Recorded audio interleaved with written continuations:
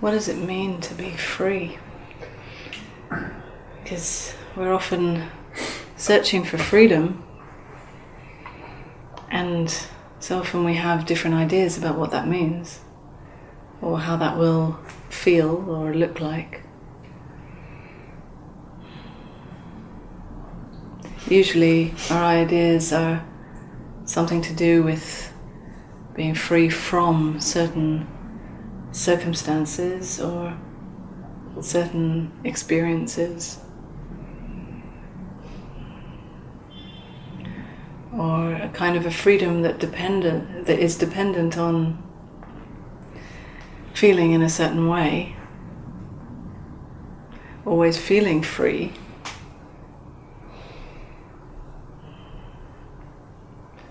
And perhaps even a certain lifestyle. And our ideas about freedom seem to change depending on what's happening in our lives. I mean, if we're feeling particularly stuck somehow in our job or relationship or where we live, or whatever the circumstances are, then we start to long for freedom, as if being free from those circumstances will bring ultimate freedom. But often we will discover that once we're free from that particular situation, it's never quite enough. We somehow get entangled in another situation that we want to be free from, and it goes on.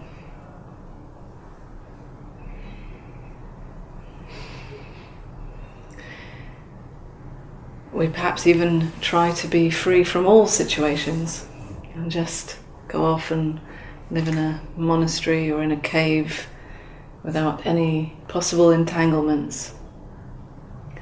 But even there, we're not free from our thoughts, our beliefs about ourselves, our emotions. And we struggle hard to be free from all of that. We meditate hard, we try to fix all our old wounds and our old conditioning, which is of course endless also.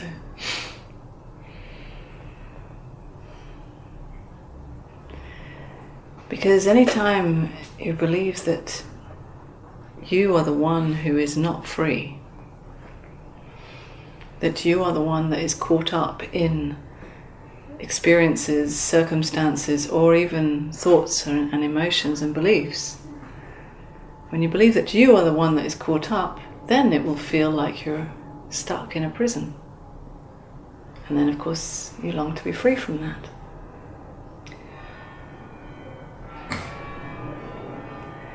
So it's never about trying to become free from the situation, but actually by seeing who is it that is caught up. Who are you? It always comes back to that. That old question. Who are you? Are you the one that is stuck? So even if you think that you've asked yourself this question 1,000,000 times,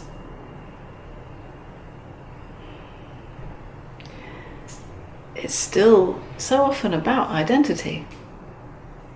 And I'm not suggesting that you practice asking this question, because that can take you on another wild goose chase. But to see that if you're believing that you are somehow not free, look at the prison walls. Look at what they're made of. Is it true that you're not free?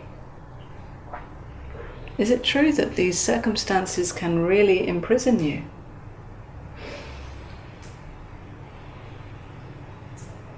Is it true that even if you were free from whatever you think that you're imprisoned by, that would you be really free? Is that real freedom? Just a change of lifestyle or situation? Is that the real freedom that you long for?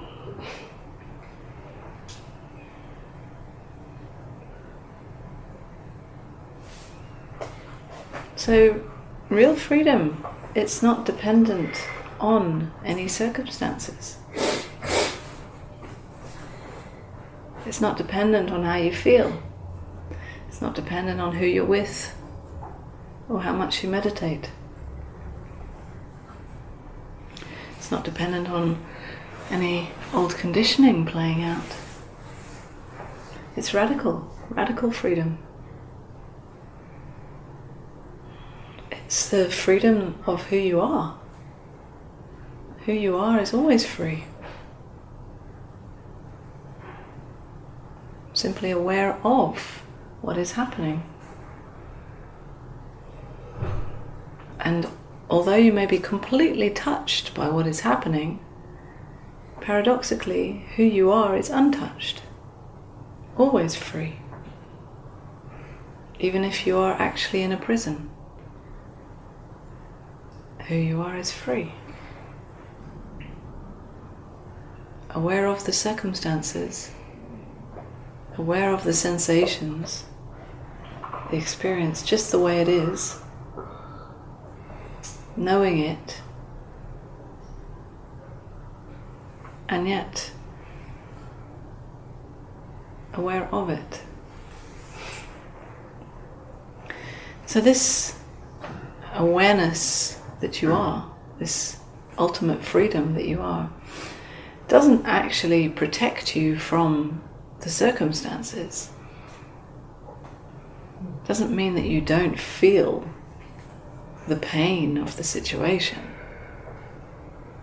Doesn't mean that you don't feel whatever human stuff gets touched.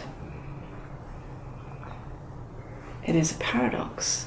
It's that you feel it all, and yet you know that you are not the one who is caught up in it. And that makes all the difference. So we're not talking about escaping into some kind of awareness state where you don't feel anything. Which is why this is quite difficult for the mind to understand, or perhaps impossible even for the mind to understand, because it's such a paradox. You are that is untouched, always free, even when you are completely touched and don't feel free. It doesn't make sense, right? And yet, it is this way. And the more you identify with that you really are, that ultimate freedom, the more you know that even if you are in any kind of circumstance where difficult emotions or experiences come up, that this never means that you are stuck. You are never not free. There are waves of uncomfortable things that have to come and then go, and perhaps come again and then go again. There are waves of old human conditioning that need to play out for as long as they do. As long as it takes to be seen for what it is. But it never means that you're not free.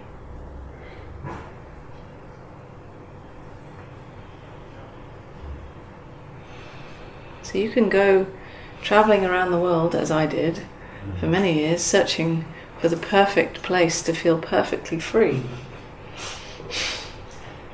And although you may have many adventures, as I did, you will never find ultimate freedom out there. It will just be one disappointment after another. People look for freedom in relationships. If I could only have the perfect relationship where we're not too attached, perhaps we have this kind of free love kind of situation, then maybe I'll be perfectly free. People try to be free of attachments generally. But there are some attachments that just are very natural to feel. Of course I'm attached to my son. It makes perfect sense as a mother to be attached to her son. And there are many other forms of attachment that are perfectly natural to happen in this human life. But if you know that you are not the one who is attached, you are not caught up in any attachment, then you're always free from any attachment. So free to even play being attached. So free that you can play at being not free. Knowing that it's just a game, a play, as if. You don't take it so seriously and meaningfully, as if it really means that I am caught up in this. You know you're never caught up in anything. So then you can fully play at being this human, at being this limited and restricted human, limited by old conditioning perhaps, limited by old wounds sometimes, limited by your circumstances. Knowing that you're never caught up in any of it. Then the search for freedom in this play of life loses its momentum somehow. Doesn't seem so important to find freedom in this play when you know that you are ultimate freedom. But paradoxically again, it seems that when you no longer need freedom, when you're no longer desperately searching for it as if it will really mean something about you, then life actually starts to offer its gifts of freedom in your lifestyle.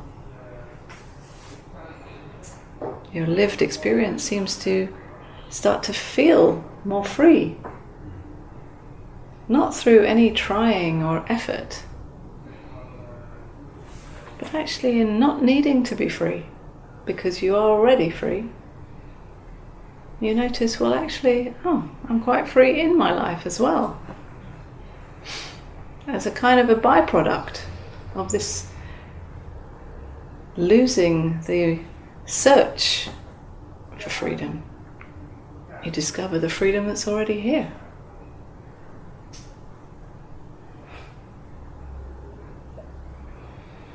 Effortless freedom. Easy freedom. That is a byproduct of your true nature as freedom.